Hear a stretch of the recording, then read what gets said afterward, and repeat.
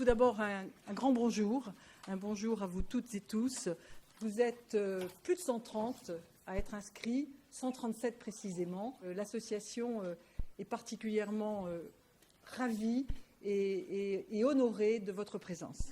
Je tiens à vous dire que cette journée a été placée sous le signe de l'échange. Ça doit être vraiment une journée qui a été conçue pour vous. On a changé le format cette année par rapport à il y a 2 ans, justement en créant ces ateliers pour vous donner la parole et pour que vous soyez vraiment à l'aise dans cette journée. Donc, sans plus attendre, je vais laisser la parole à Jean-Benoît et je vous remercie encore d'être ici. Bonjour à toutes et à tous.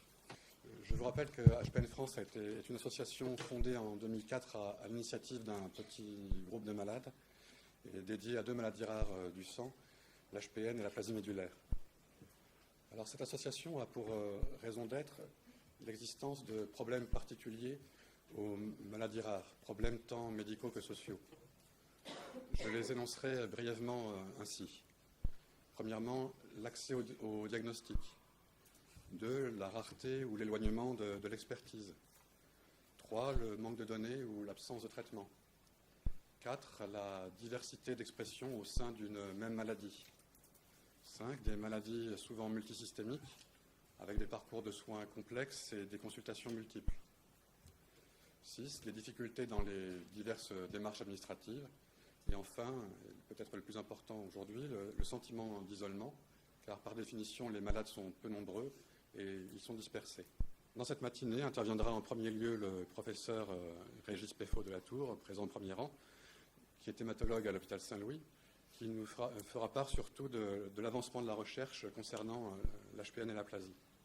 Et après un moment d'échange avec la salle, prendra la parole celui que nous attendons tous, le professeur Saucier, chef du service hématologie et greffe de moelle à l'hôpital Saint-Louis.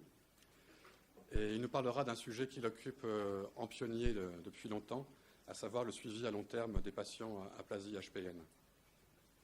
Puis en fin de matinée, nous aurons le plaisir d'entendre Elisabeth Aubert, qui a le triple mérite d'être elle-même affectée par la maladie, d'être aussi un membre fidèle de l'association et surtout d'avoir entrepris au niveau universitaire une enquête en psychologie de la santé sur le vécu des 2 maladies. Alors, l'après-midi, comme vous l'a déjà indiqué Madame Dufour, l'après-midi prendra la forme de 2 ateliers parallèles et simultanés, l'un dans cet auditorium et l'autre dans une salle à proximité. Dans le premier atelier, nous retrouverons Elisabeth Aubert et une question sera posée, et vous sera posée, comment vivre avec cette maladie au quotidien. Le second atelier, lui, sera animé par M. Gérard Bertrand, nouveau membre de l'association mais ancien chef d'entreprise. Il analysera principalement les difficultés liées à la vie professionnelle en relation avec la maladie. Avant de céder la parole à Stéphanie, je voudrais, au nom de l'association et à mon nom personnel, dédier cette journée à la mémoire de Sandrine Gricard. Tous ceux qui l'ont connue s'en souviennent.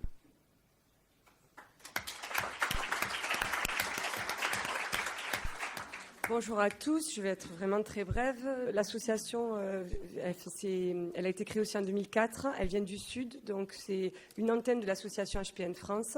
On est basé à Montpellier. Et nos missions sont un petit peu les mêmes que les missions d'HPN France. En fait, on aide la recherche, on essaie énormément de promouvoir le don de moelle osseuse, et puis on aide les hôpitaux et notamment les malades qui sont en chambre stérile. Nous, on est vraiment en lien avec HPN France depuis toutes ces années. Donc, on continue à suivre ce qu'ils font et merci encore à vous de nous intégrer à tous les projets.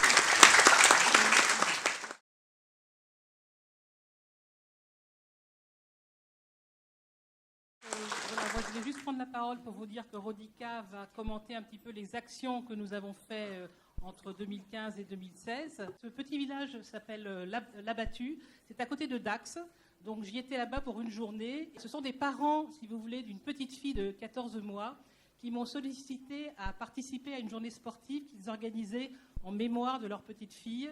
Et les gens ont participé massivement à cette journée et surtout d'une façon très généreuse, puisque nous avons pu récolter 4 500 € en tout, dont 3 000 € à l'association, parce qu'il y avait 2 autres associations avec lesquelles on a partagé.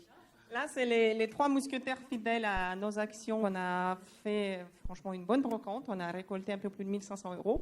On continue. Depuis 3 ans, on fait ça et on le fait 2 fois par an. Et on cherche énormément de bénévoles, s'il vous plaît. Hein? On a participé également au Marathon de Paris. Il y a 3 patients qui se sont inscrits. Ils ont pu courir ces 42 km. Ils ont terminé les 42 km.